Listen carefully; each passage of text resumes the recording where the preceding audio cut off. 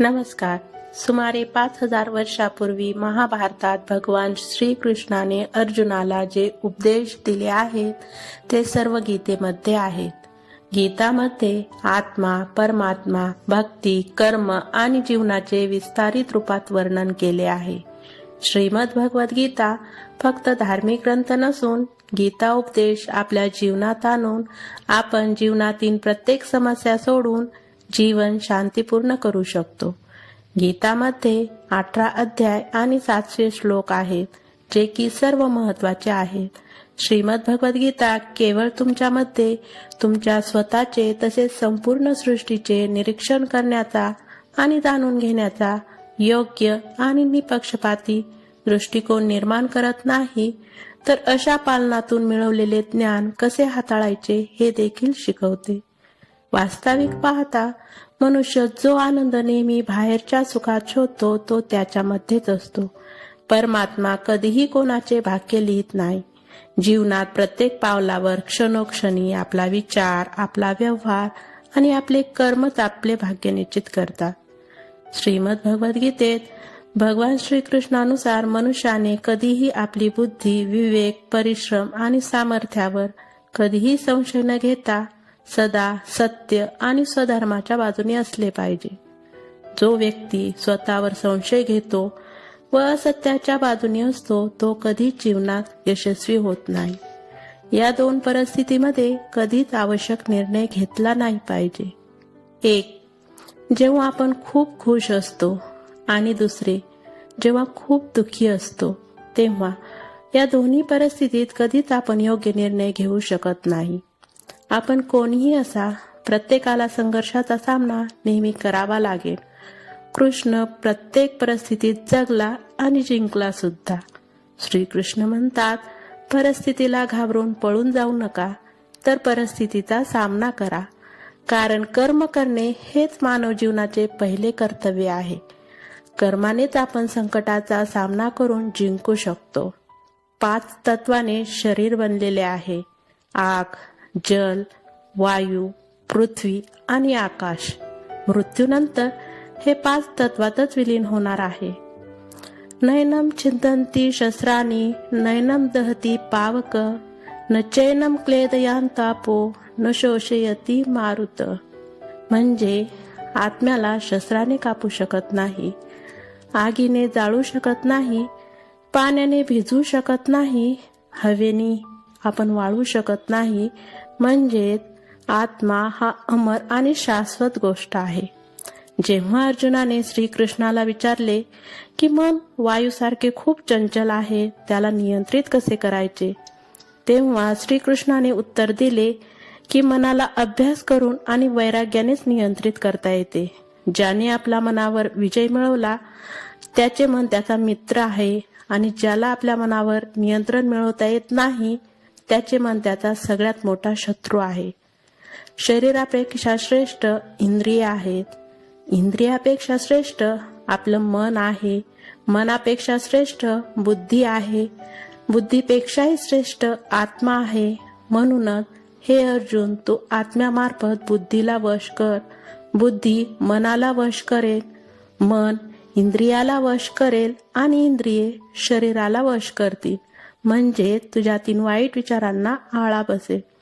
कर्माची एवढी कशाला चिंता करायला पाहिजे? आपले कर्म आपल्याला आणि आसपासच्या लोकांना प्रभावित करते. आपले कर्मच आपली ओळख असते. आपण जर समजून घेतले की आपण जे जे करू ते फिरून परत आपल्या जवळच येणार आहे, म्हणूनच आपले कर्म ओळखून काम केले पाहिजे. सर्व कर्माचे मुख्य 3 प्रकार आहेत: क्रियमान कर्म, संचित कर्म आणि प्रारब्ध कर्म. 1. क्रियमान कर्म. आता क्रियमान कर्म म्हणजे काय? आपण उठल्यापासून झोपेपर्यंत किंबहुना जन्मापासून मृत्यूपर्यंत ज्या ज्या क्रिया करतो त्या क्रियांना क्रियमान कर्म असे म्हणतात. वैशिष्ट्य: कर्म केल्या केल्याच फळ देऊन रिकामे होते. उदाहरणार्थ, जेवण केल्यानंतर भूक भागण्याचे फळ मिळते. 2. संचित कर्म. काही क्रियमान कर्म अशी असतात की त्यांचे फळ मिळण्यास वेळ लागतो. ती कर्म संचित कर्मात येतात. थोडक्यात फळ मिळणार हे निश्चित, पण मिळण्यास थोडा उशीर लागणार असतो. म्हणूनच ती कर्म साठतात किंवा संचित होतात आणि त्यांना म्हणतात संचित कर्म. जसे की शेतकरी शेतात धान्याची पेरणी करतो, मग त्यानंतर काही धान्यांना 3 महिने तर काही धान्यांना 6 महिने असा कालावधी लोटून गेल्यानंतरच त्या धान्याचे पीक शेतकऱ्यांना मिळते, म्हणजे त्याचे फळ मिळते. समजा तुम्ही ऑफिसमध्ये दररोज वेळेवर गेलात, तुमच्या सर्व जबाबदाऱ्या वेळेवर पार पाडल्या आणि तेव्हा वर्षाच्या शेवटी अप्रेझलच्या रूपात तुम्हाला तुमचे फळ मिळून जाईल.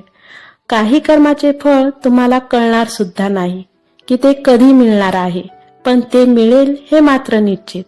जसे की एखादा मनुष्य आयुष्यभर पुण्य कर्म करीत असतो, गरजवंतांना जमेल तेवढी मदत नेहमी करत असतो, पण त्याला असं होणार नाही की लगेचच त्या गोष्टीचे फळ मिळेल. ही फळं किंवा ही कर्म त्याच्याकडे संचित रूपात राहते आणि केव्हा ना केव्हा त्याला त्याचे फळ प्राप्त होईल. उदाहरणार्थ, समजा एका दिवसात 100 क्रियमान कर्म केली, त्यातील 50 क्रियमान कर्म अशी आहेत की त्यांनी फळ लगेच दिले, बाकीचे 50 तुमच्या संचित खात्यात जमा झाले. प्रारब्ध कर्म. प्रारब्ध म्हणजे सुरू झालेले जे संचित कर्म परिपक्व होऊन फळ देण्यास तयार होते त्याला म्हणतात प्रारब्ध कर्म. मनुष्य जन्मात केलेल्या क्रियमान कर्मातील अनेक अपरिपक्व कर्मे संचित म्हणून जमा होत राहतात. त्यापैकी कालांतराने पक्व होऊन फळ देतात, पण एकंदरीत संचित कर्माचा साठा वाढतच जातो आणि अशा रीतीने आपण जन्म आणि मरणाच्या चक्रात सतत फिरत राहतो. जी संचित कर्मे पक्व होऊन फळ देण्यास योग्य होतात तेवढी प्रारब्ध कर्मे भोगण्यास अनुरूप असे शरीर जीवात्म्यास प्राप्त होते आणि त्या जीवनकाळात भोगण्यास तयार झालेली सर्व प्रारब्ध कर्मे भोगल्यानंतरच त्याचे शरीर सुटते.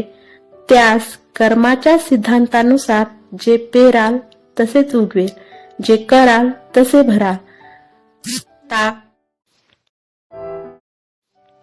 सफलता खुशीची चावी नाही, तर खुशी सफलतेची चावी आहे.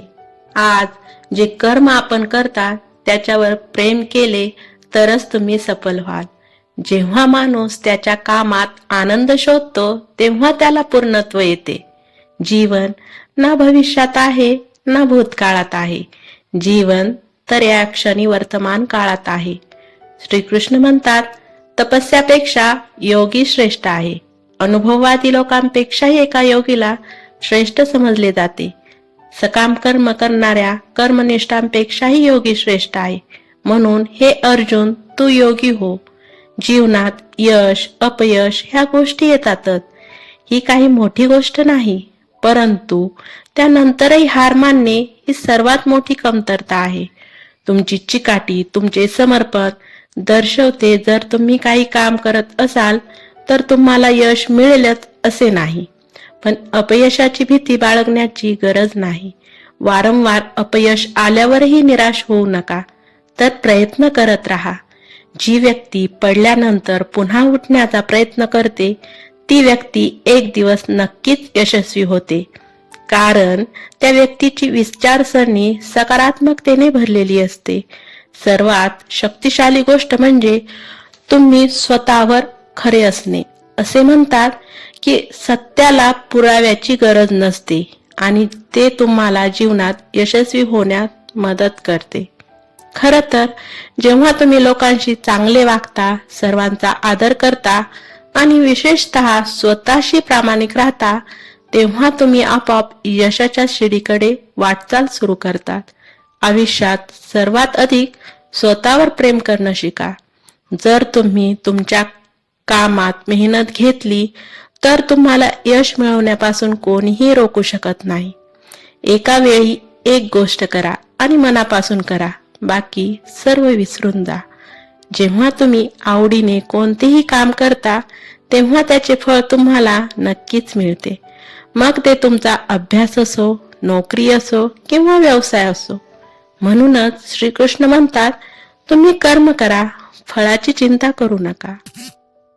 गीतेमध्ये श्रीकृष्णाने सांगितलेला उपदेश हा सांगतो की मनुष्याने सतत अभ्यास केला पाहिजे.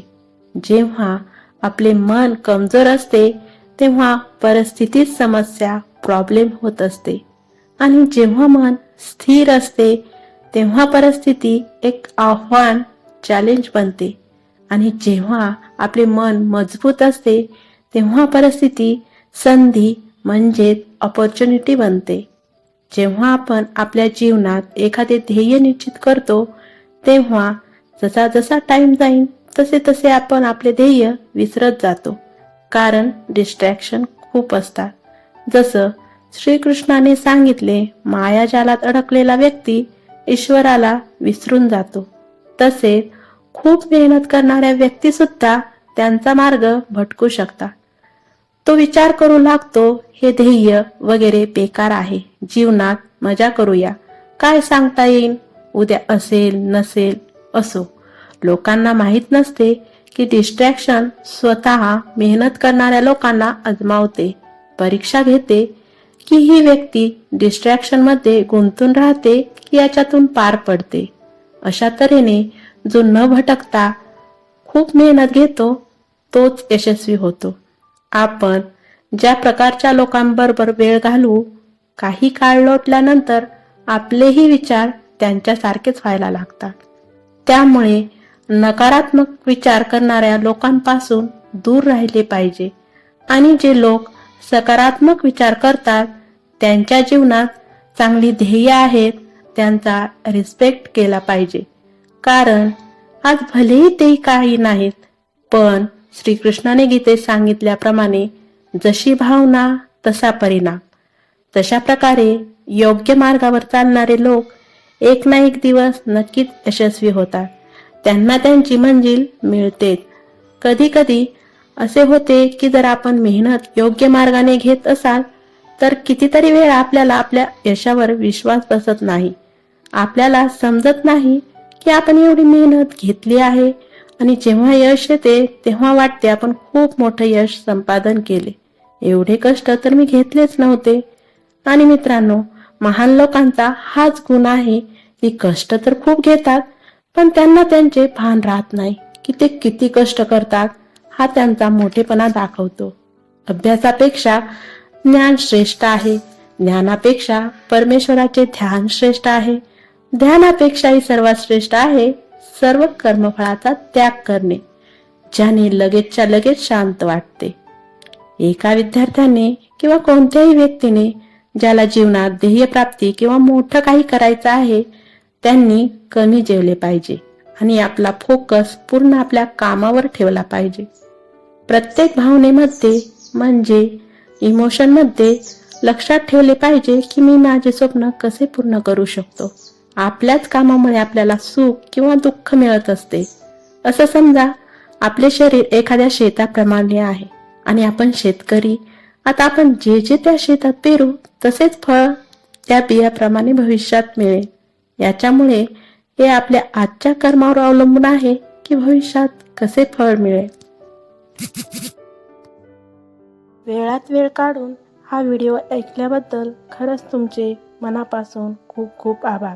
असेच नवनवीन पुस्तकांच्या समरी जाणून घ्यायच्या असतील तर चॅनलला लाईक आणि सबस्क्राईब करा. धन्यवाद.